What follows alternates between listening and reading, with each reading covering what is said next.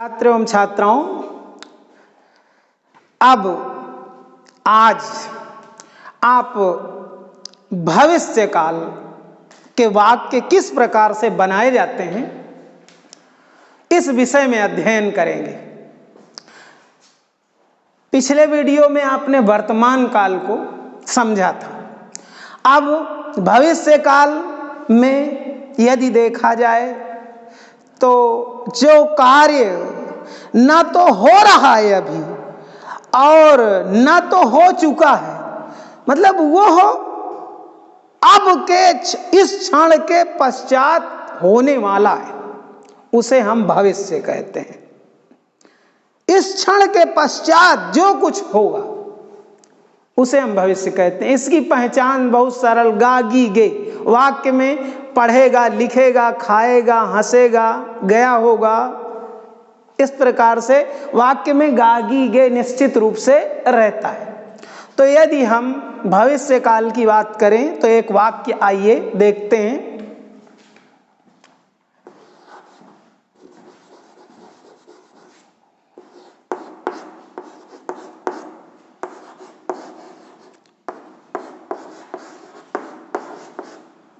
तुम पढ़ोगे,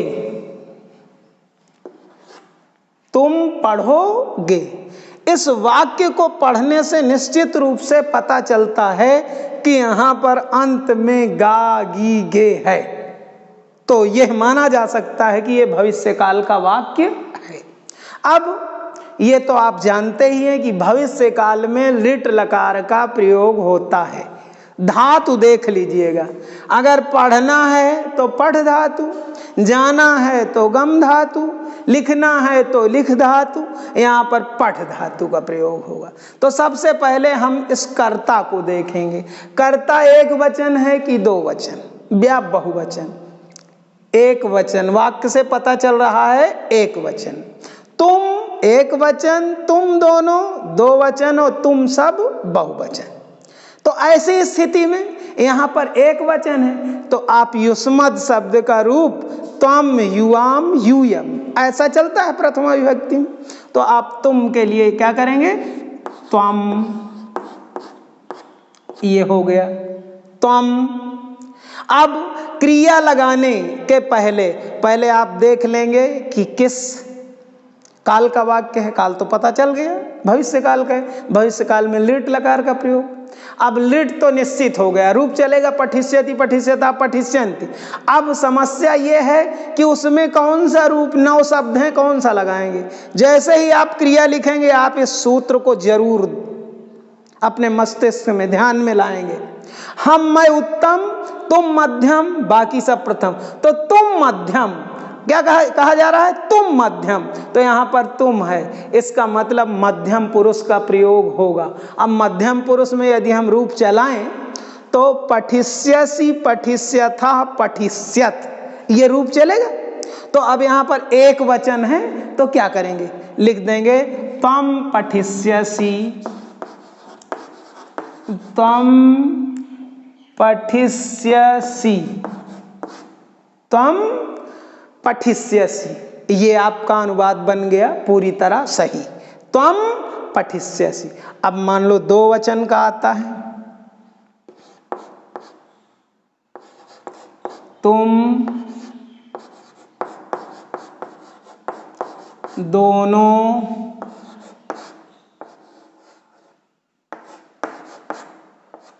पढ़ोगी, पढ़ोगी। देखिए हमने यहां पर क्रिया स्त्रीलिंग की लिख दिया है, इसलिए लिख दिया है कि यहां पर जो युष्मद शब्द का प्रयोग है, जान लीजिए इसमें कोई लिंग भेद नहीं होता। ये पुल्लिंग, स्त्रीलिंग, नपुंसकलिंग कोई भी हो, सब जगह वैसे के वैसे ही चलता है। तो अब तुम दोनों के लिए युष्मद शब्द में क्या करेंगे? आपने लिखा तुम दोनों, तम युवाम, युवाम। अब पढ़ोगी, पढ़ धातु, लिट लकार, पठिष्यति, पठिष्यता, पठिष्यन्ति, ये रूप चल जाएगा। आप उस सूत्र को जरूर एक बार ध्यान में लाएंगे। हम, मैं उत्तम, तुम मध्यम, बाकी सब प्रथम पुरुष।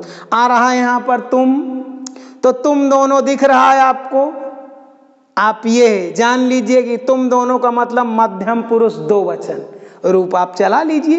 जब मध्यम पुरुष दो वचन आपको मिल जाए वही लिख दीजिएगा। मान लीजिए हम चलाते हैं, पठिष्यति पठिष्यता पठिष्यन्ति पठिष्यसि पठिष्यथा। दो वचन में क्या बना? पठिष्यथा। युवाम पठिष्यथा, ये आपका अनुवाद पूरी तरह सही हो गया। अब बहुवचन देख लीजिए, तुम सब, तुम सब पढ़ोगे, तुम सब पढ़ोगे। अब यहां पर तुम सब, ये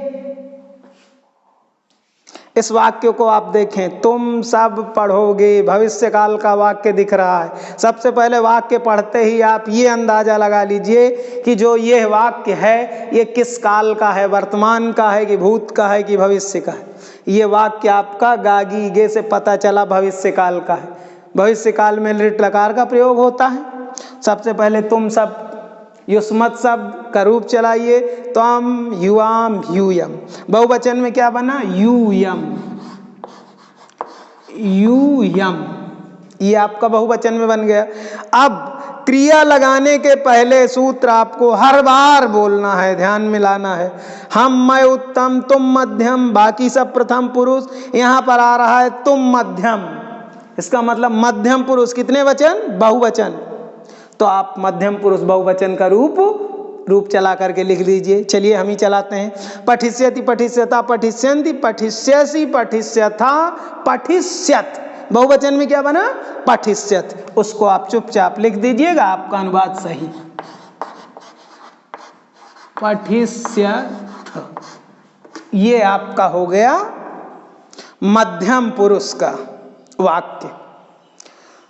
तुम पढ़ोगे, तम पठिष्यसि, तुम दोनों पढ़ोगी। युवाम पठिष्यथा, तुम सब पढ़ोगे। यूयम पठिष्यथ, है ना। अब इसके बाद आपको हम